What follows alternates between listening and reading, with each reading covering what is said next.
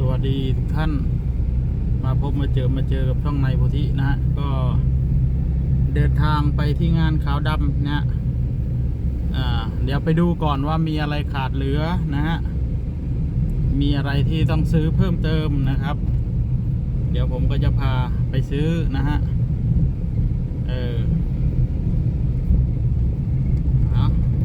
อันนี้ก็มางานขาวดำช่วงเช้านะท่านช่วงเช้าของวันนี้นะฮะเดี๋ยวไปดูนะท่านใกล้จะถึงแล้วล่ะบ้านของตาหนูก็จะอยู่ใจกลางหมู่บ้านเลยนะท่านอยู่ใจกลางหมู่บ้านเลยนะครับ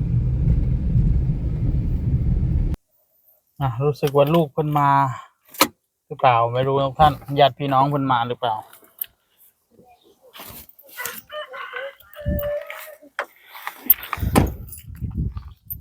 มาถึงแล้วท่านเด็กเห็นรถเราบอกว่าผู้ใจบุญมาถึงแล้ววันนี้รู้สึกว่าไม่ค่อยมีคนเนาะเป็นเงียบๆนะท่านไม่ค่อยมีคนเลยมีอะไรการเด็กๆสวัสดีค่ะในสวัสดีค่ะสวัสดีค่ะนี่หันมาทางนี้ด้วยสวัสดีค่ะกินปีกไก่เหรอโอ้ปีกไก่ที่เราซื้อมาเมื่อวานหรือเปล่าเนาะ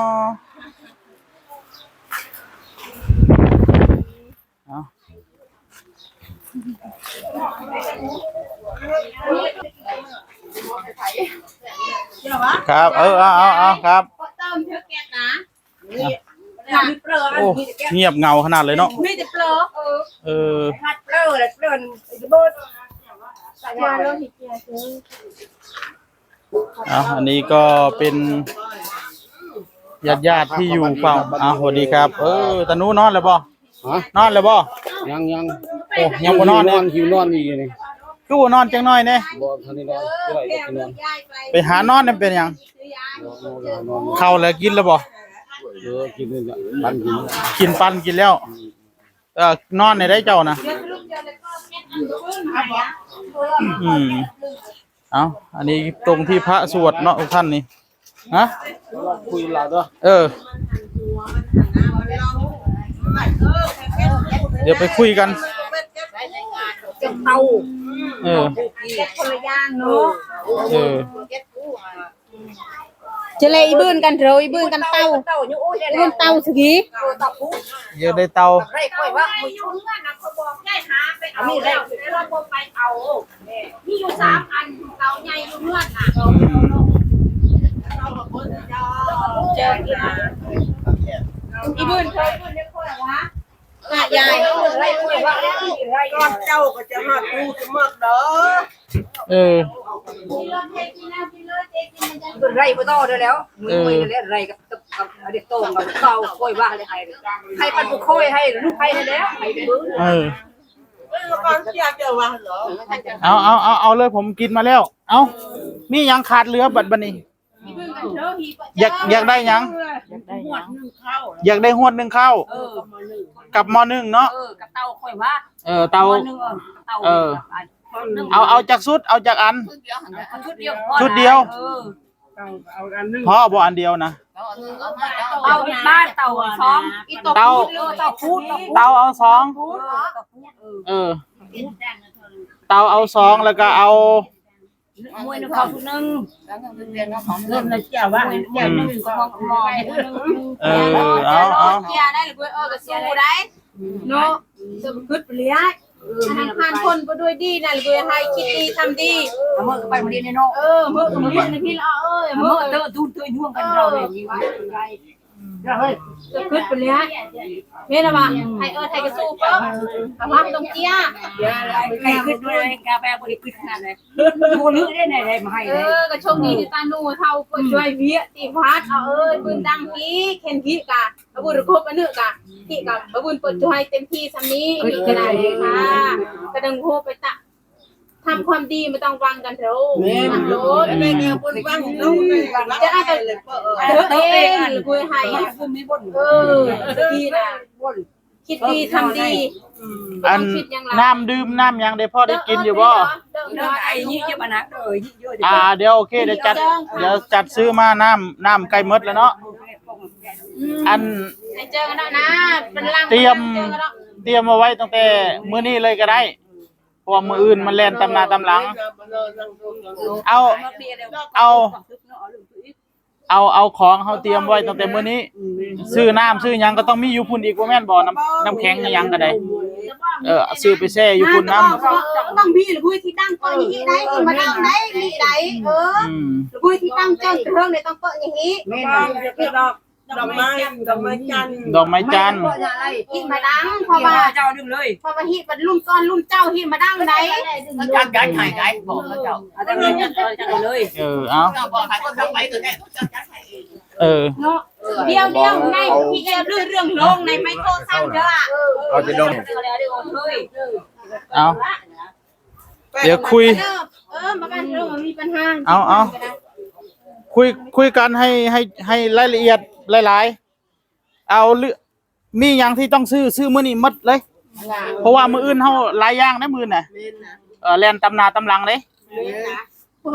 อีกกระดาษดึงนะอีกกระดาษดึงในจดไปเจิงเรื่องนู้นเจอผู้ดังก็ต้องเปิดฮีมาดังได้ฮีได้ นุกนิกกันจดนะมาเหรอ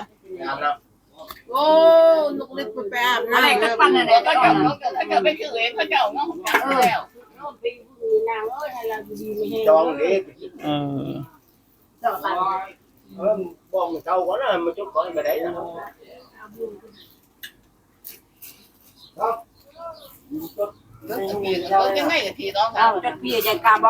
Mà chốt này nè, thì tao sư nhằng ao đi son á. Sư nhằng cái. Cà bông. มันต้องไปร่อนทางนั้นไม่คิด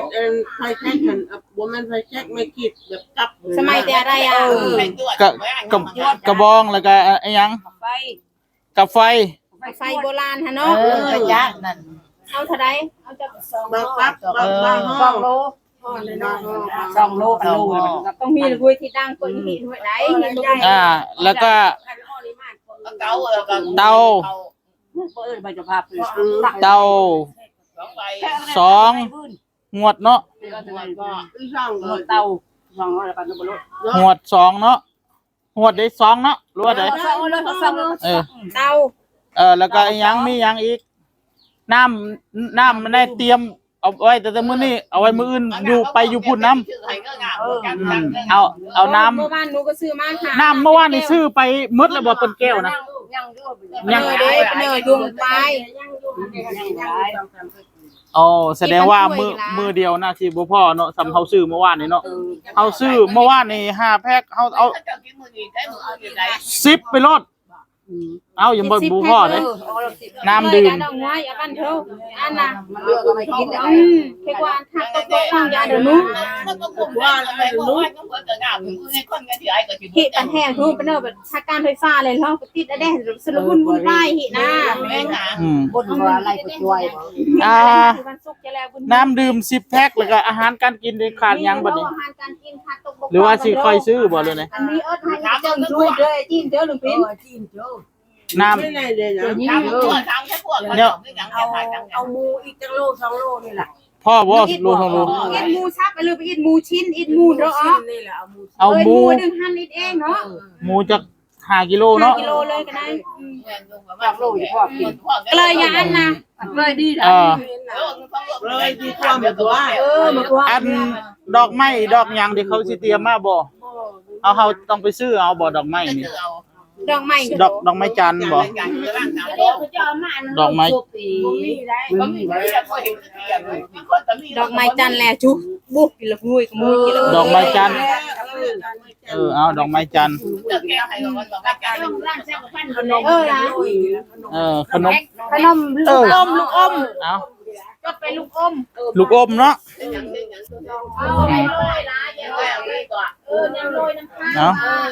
เขาสิโรยขนมกะเลียนขนมโปรยทานเนาะ ก็ตาบ่ห่วงตัวน้ำมันเด็กก็เยอะนะยังได้เรื่องงานแล้วมันเดี๋ยวจะได้เรื่องงานแล้วจะเรื่องใจมีทำบุญ ขนมโปรยทาน2ห่อเนาะ ทำบุญเฮาบ่มีเฮาก็หม้อแกงยังเอานะอันนี้มัน อันเอายังต่อบัดนี้ ผู้ใหญ่ใจดีเพิ่นซอยได้ กาแฟได้มีอยู่บ่ บ่มี กาแฟ ให้มีเครื่องให้ กาแฟหมดตั้งแต่เมื่อคืนแสดงว่าคืนนี้ก็ต้องได้ใส่อีกกาแฟเมื่อวานเนี่ยหมดตั้งแต่เอาซื้อไป2ห่อเมื่อวานหมดเฮา บ่ มื้อ เป็น นี้ 2ห่อเด้อเมื่อวานนี้3ห่อใหญ่เด้อ 3 ต้องเว้นอะไรกับกินเนาะ กาแฟ เขานั่งแล้วแซงจะรถจะบ่เลยย้ายไม่กินมันต้องกินกาแฟเมื่อกี้ เบิ่งด้วยฮะ เอา ทันทีเบิดบ่ กาแฟ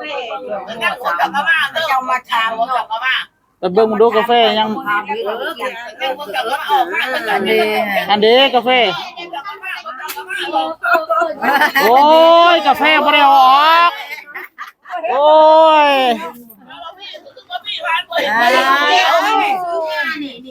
โอ้ยกาแฟยังอยู่ ทันทีเบิด2ห่อ3ห่อเนาะ จะได้เอาอีกบ่กาแฟนี่กาแฟบ่เอาแล้วเอาหาบ่เห็นกาแฟเชื่องอยู่บ่แม่นเชื่องมาหาบ่เห็นมันหลบเออ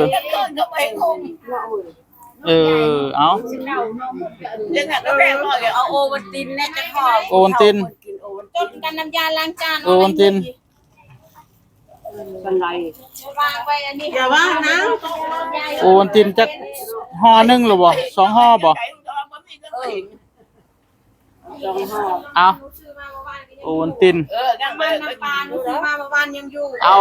น้ำยาล้างจานจดเลย น้ำยาล้างจาน คาเลเจียมนะตะบือไหนเนาะเด้อให้กระปุกเจอเนาะ น้ำยาล้างจานน้ำยาล้างจานเอาอันแนวฟองน้ำยังเดิมมีอยู่บ่ จดเลย เออ กันไรหม้อไฟกันหม้อ เออ แล้วก็อีหยังบัดนี้ เรื่องที่เจองมให้ตื้อบลอง เปิดไปกวด เราหมดแล้วเนาะเอาอีกตืมเนาะ อีจะมาล้างเลยเนาะ เล่า แล้วก็ให้โอเลงวนเสตะสกี เรา อะไรตะกูให้กระทืบไปโชคดีเจอ ยังมีรองเลยเพราะตอนป้าอุ้ยไปเดินเนี่ย ตอ นะ นอุ้ยไปเนินตอนเมืองให้กันเราอะไรเจอมาล้างในกับกูนะ น้ำอันโคกเคิกอันยังดีเอาอยู่บ่มีอยู่บ่เอาโอเค น้ำถ้วย โอเค น้ำส้มกันเริ่มมาให้แล้วดอนเขาดึงเดียวไปเลยเนาะไม่ต้องเจิ้งตุกีให้เจิ้งจะมาให้ แนวกินนี่ดิมันเอาอีหยังตืมบ่ ปีไก่ได้เพื่อ มัดเจอกันเลย ปีกไก่เอา อ่ะ ทำอีเอาอีก4ทุ่มไก่ฮะก็คั่วไป ปีกไก่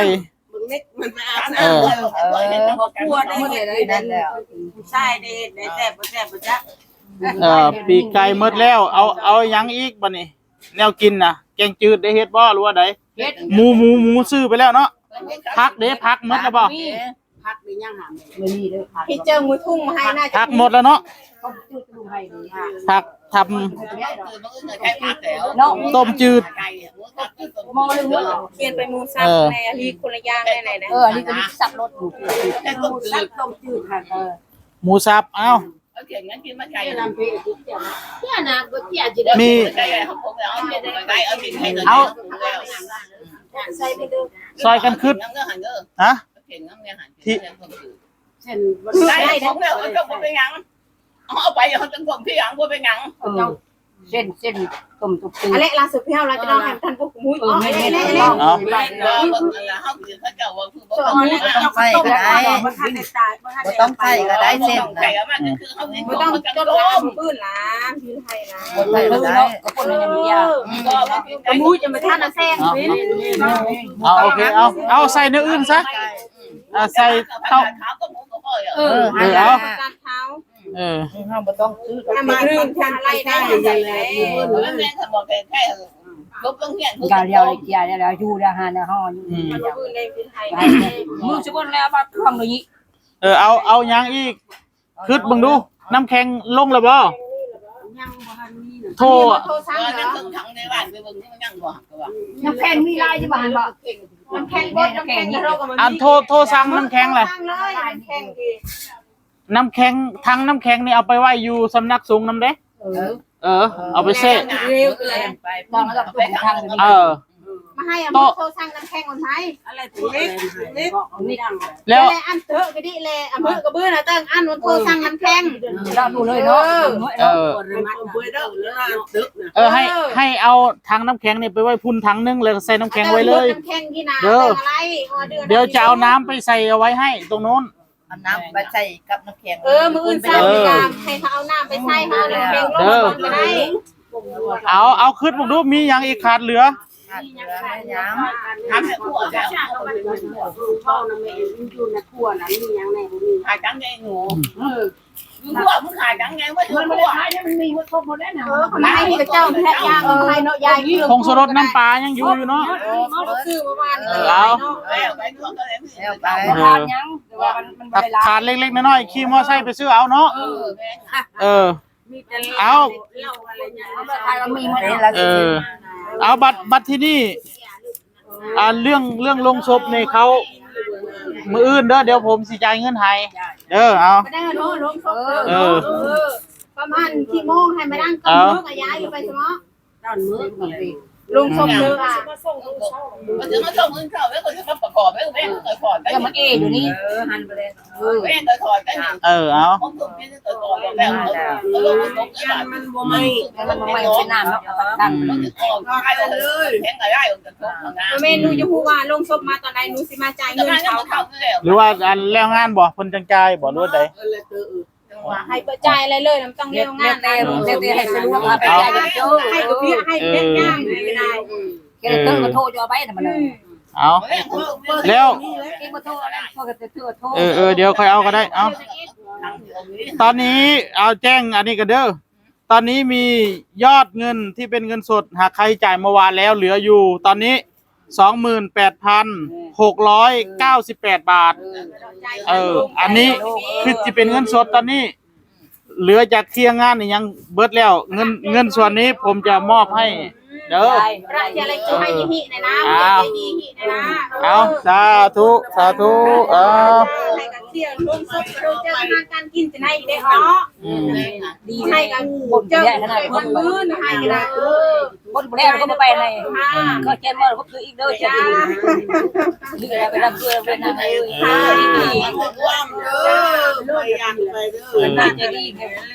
สร้างก้อนก็คือแค่นี้ไปซื้อของเอาปากกาไปซื้อของไปซื้อของ